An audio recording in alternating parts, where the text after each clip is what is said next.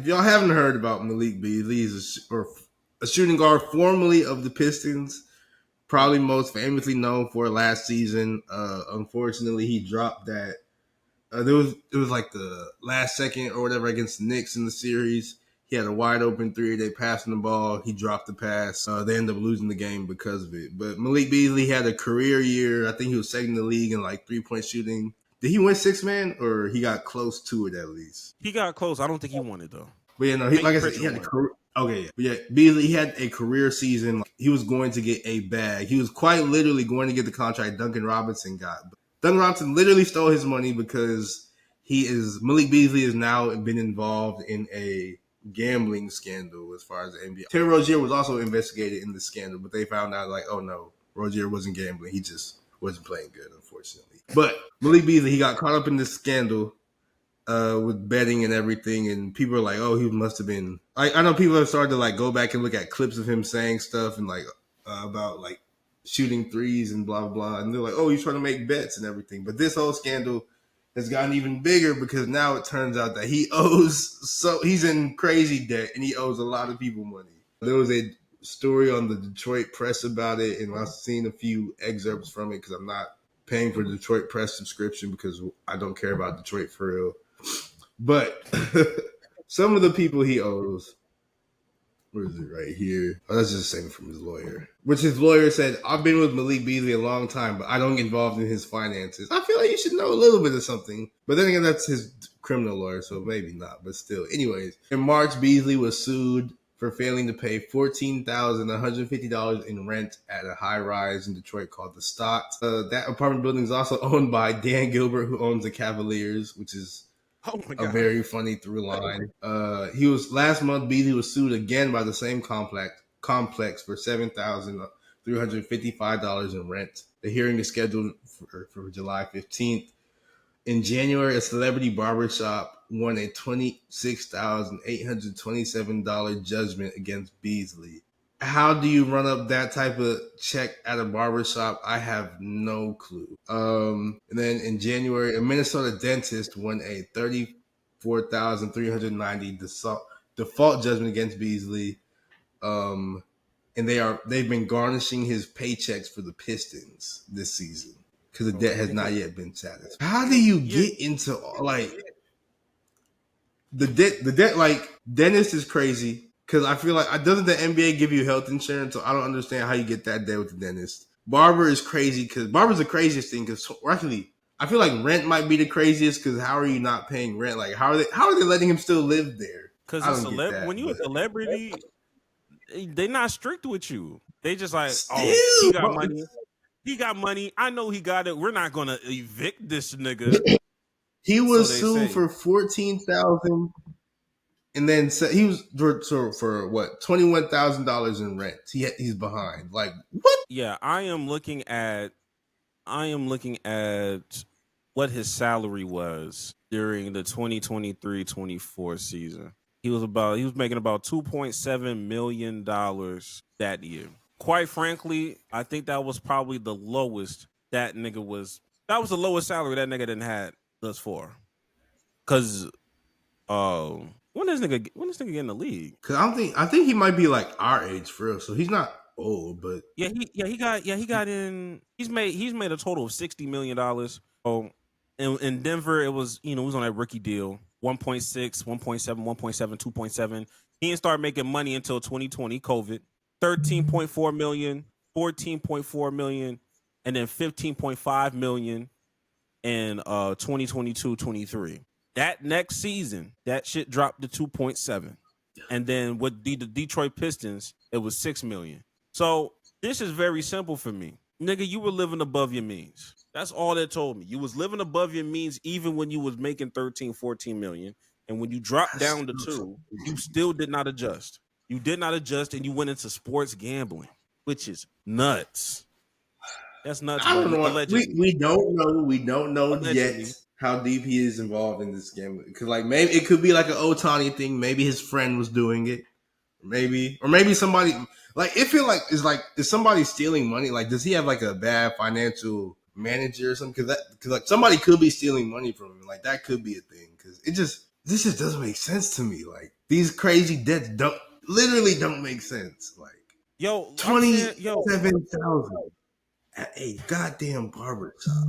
What the hell? That make what? now granted, it's a celebrity barbershop, so you know how them niggas be taxing. They be like 200. That's like 200 a cut on a.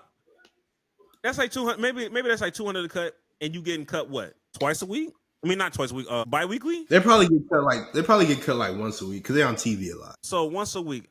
So on a high end, once a week, you're spending $200 on a cut that you're not paying 4x4, $800 a month, $800 for 12 months. That's still under $10,000. How did we rack it? How did we run it up like this? No, and then think about it though. He's not even in. He probably wasn't even in Milwaukee like year round because he only like NBA season only what 6, 7 months, something like that. Wait, this is specifically for Milwaukee and Milwaukee only? Yeah. He was only there for one season. Not 2 seasons, 2022 to 2024. No, he wasn't. I'm looking at his contract.